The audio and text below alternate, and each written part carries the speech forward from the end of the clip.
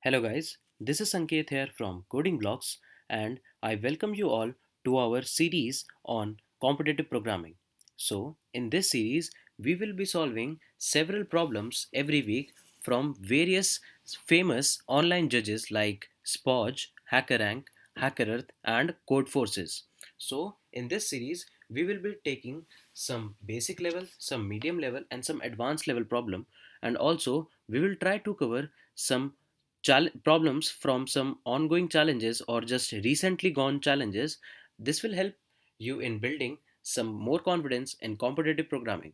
So, this series will help you apart from your assignment to get a good rank in competitions like ACM ICPC and other online contests which are going on Code Forces and CodeShip.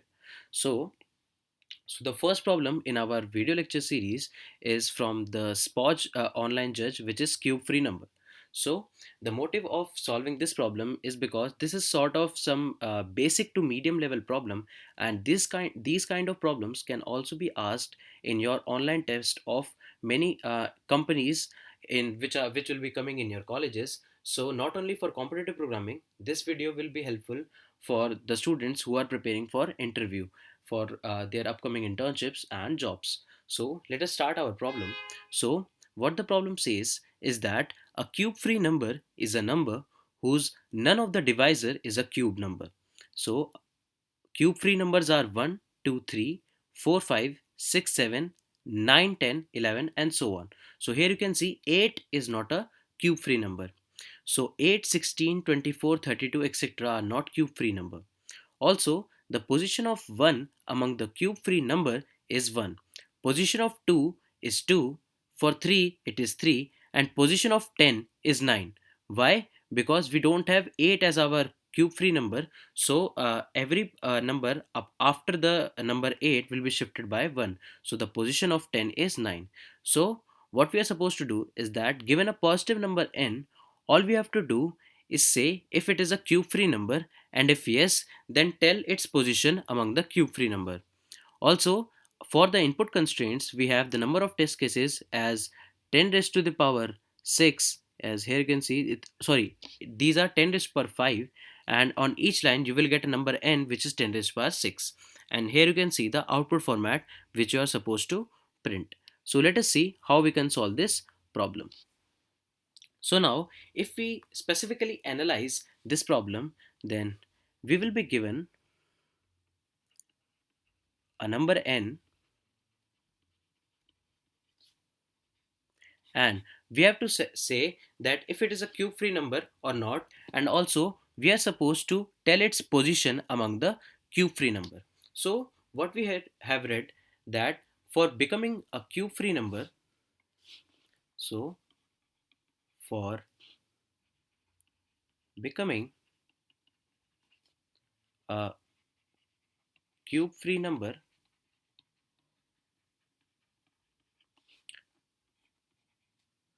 none of the divisor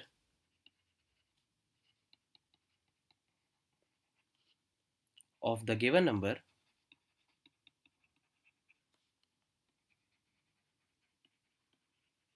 must be a cube of any number.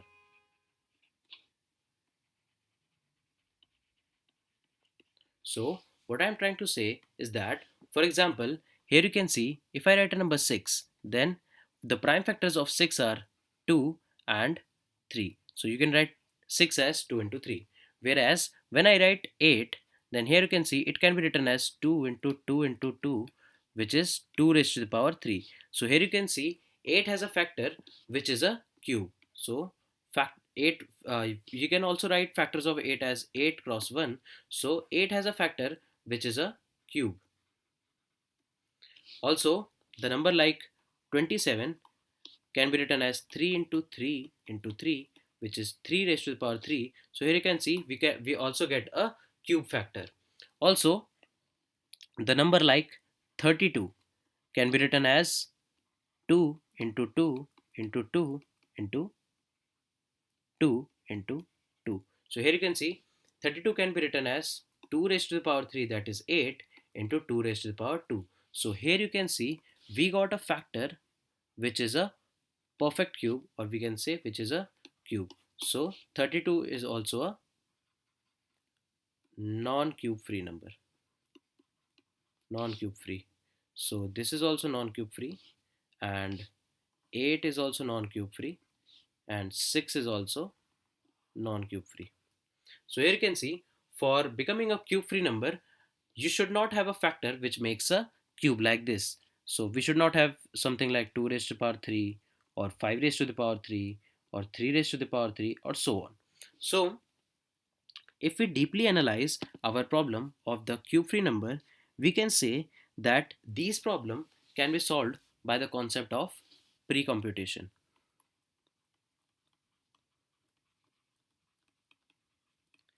So as you can see, the constraints were test case was nearly equal to 10 raised to the power 5 and the number n was nearly equal to 10 raised to the power 6. So all we have to do is just answer all these test cases in a time constraint of nearly 10 raised to the power 3 to 10 raised to the power 4, as in it will not be accepted with 10 raised to the power 4 also, so we have to restrict ourselves to 10 raised to the power 3 only. So what we can do is just pre-compute that if the given number is a cube free number or not, and also pre-compute its position in the list of the cube free number. And we have, if we have already this pre-computed data, then we can answer all these t queries in very less time. So what we can do is that we all already know the concept of prime sieve. So we already know the concept of prime sieve. What the prime sieve does is just calculate all the prime numbers till a particular number n in the complexity of big O of n log of log n. So this is the time complexity of our prime sieve. So we will use our prime sieve, but instead of making the prime numbers, we will mark the non-cube free numbers. So doing this problem will help you analyze how we can use the technique of prime sieve to solve the problem, which not just includes the concept of prime numbers and all. So here you can see we have to find the cube free numbers, or we can say we have to find the non-cube free numbers. So we will use the same technique used in the prime sieve, but we will not find prime numbers. Instead we will find the non-cube free numbers. And of course the first non-cube free numbers is 8. So 8 is the first non-cube free number.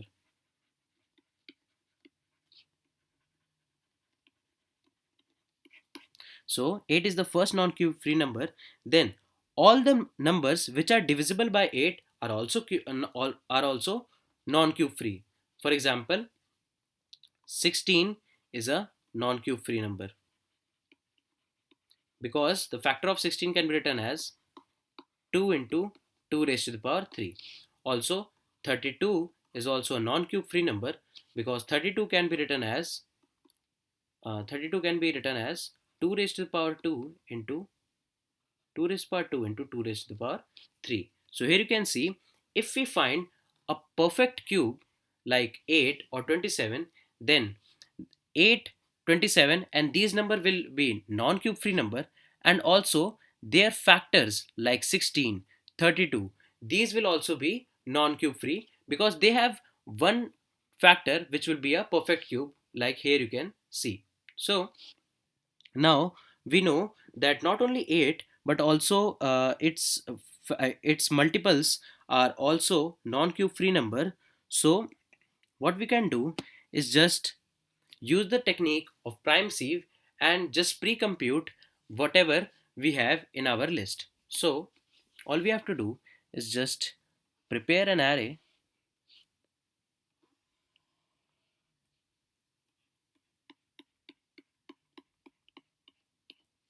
So we will prepare an array like 0, 1, 2, 3, 4, 5, 6, 7, 8, 9, 10, 11, 12.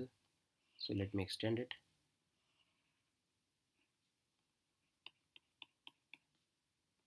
13, 14, 15, 16, 17, 18, 19. Okay, so what we will do is just one by one calculate our non cube free number. Like we will calculate 8. So we will mark 8 as false, let's say. We will prepare this as our boolean array, or we can also use the integer array and use 0 and 1 as the parameter to compute whether it is true or false. So we will mark 8 as false, and rest of the array will be initially true. So rest of the array will be initially true.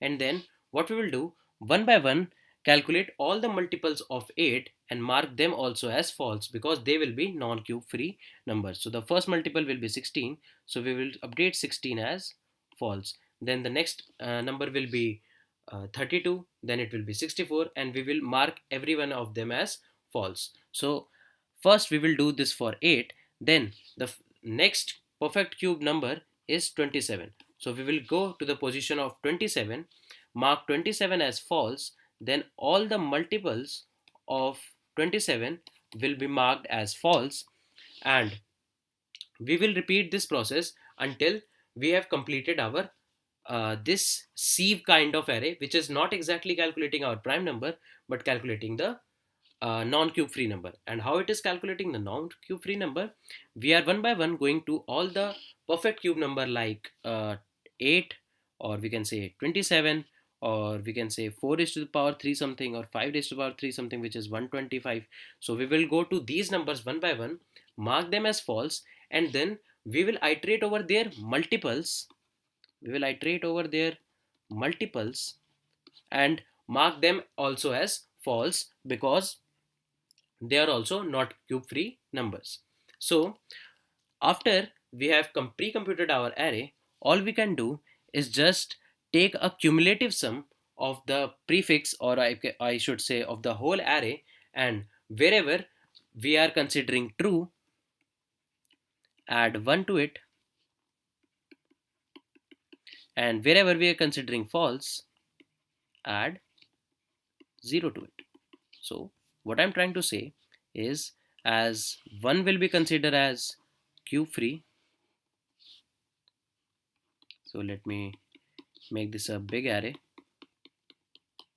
So let us start from this position, that is 0, 1, 2, 3, 4, 5, 6, 7, 8, 9, 10, 11, 12, 13, 14, 15, 16, 17, 18, 19. Let's say just extend it as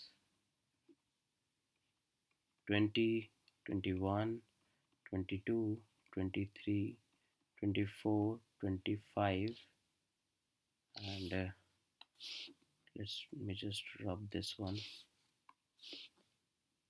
and 26 and 27. So here you can see we have already pre-computed our sieve, and now we will prepare an array and just take the cumulative sum, in which we will add 1 if the position is 0, and we will add 0 if the position is false. So here you can see 1 is always going to be a cube free number, so we will add 1 here. Then 2 is also cube free, as we can say this is here it is mentioned as true, so we will add 1 to it, and we will add 1 to the previous cumulative sum, so this will be 2, then this will be 3, 4, 5, 6, 7, and now here you can see 8 is a non-cube free number, so we will add 0 for the position of 8. So now from here we will keep this as 7 also, because 7 plus 0 is going to be 7, so we'll not increment it. And now we can see 9 is a cube free number, so we will add 1 to the previously added cumulative sum. So this will be 8, this will be 9, 10, 11, 12, 13, 14, 15, and 16. So here you can see, okay, so let me just rub these two positions, 15 and 16, 17. So here you can see 14 is a cube free number, So we have added 1 to it. 15 is a cube free number. We will add 1 to it. And now here you can see 16. 16 is a non-cube free number. So we will add 0 to the previously added cumulative sum. So this will become 14 only. Now 17 is a cube free number. So we will add 1, that is 15. Here you can see 16, 17 and so on.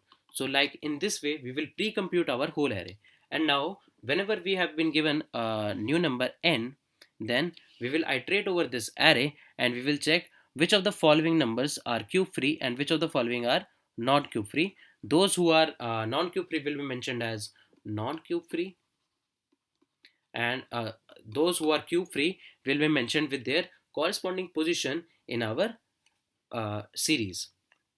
So all you have to do as a part of your algorithm is just initialize a prime array with all values as true or false, whatever you want, and then take an index variable I and just iterate over all the perfect cubes and their multiples, and just mark them all as false as they are going to be non-cube free, and then traverse the array again and prepare a cumulative sum array for your answer, and then using this cumulative sum array, you are going to answer your queries. So now let us see the code for this problem.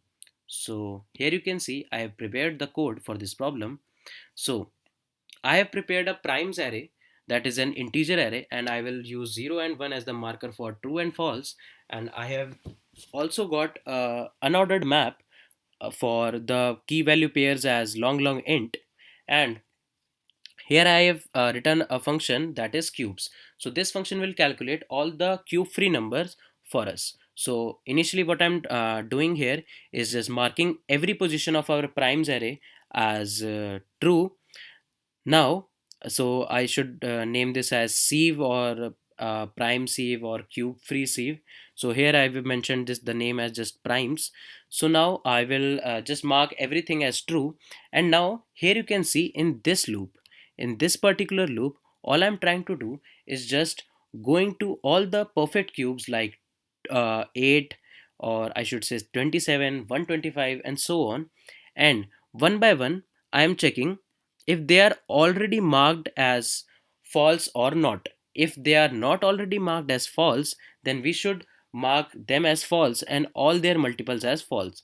So here you can see this loop is iterating over all the multiples of the particular number which is a perfect cube, and marking every number which is its multiple and the number itself as false. And here you can see I have put it the limit as less than equal to n, because there is no point of traversing the given array above the number n.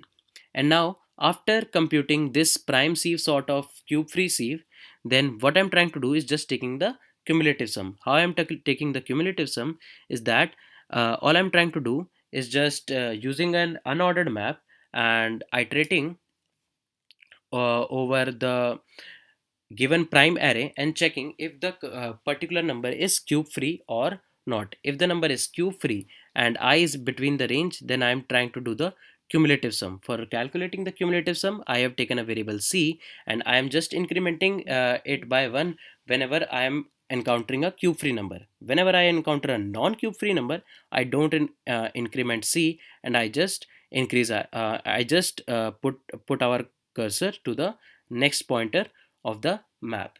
And here you can see in the main function what I am doing is just taking the input for all the test cases, iterating over all the test cases, taking the input of the number n, and I am checking if this number is present in the map or not. If the number is present in the map, then obviously this will be a cube free number. So if the number is present in the map, I am printing the position and if it is cube free or not. And if it is not found in the map, then definitely it will be a non-cube free number, and I will print just non-cube free. So let us just copy this code and submit it on Spoj.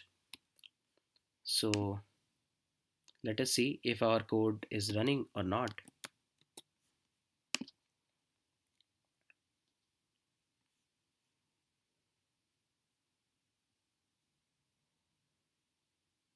So here you can see our code has been accepted. So I hope the logic for the problem cube free number is clear to you all. I hope you all will try to implement this on your own and also try to have some optimization that can be applied in this problem, like using printf or some other fast input output, and also getting some more constraint to get your output more fast. So try to implement on this on your own, and we will be having some more videos in this lecture series which will cover the topics like bit masking also, and range queries, and so on. So just keep in loop with us, and we will try to push at least two videos. Some videos will have single problem discuss, some videos will have multiple problem discuss, and we will slightly increase our difficulty level in every video. So just hang on with coding blocks, and just subscribe the channel of coding blocks, that is cv.lk/yt, where we will be putting all these webinars which you can refer in future times also. So thank you guys, see you next time.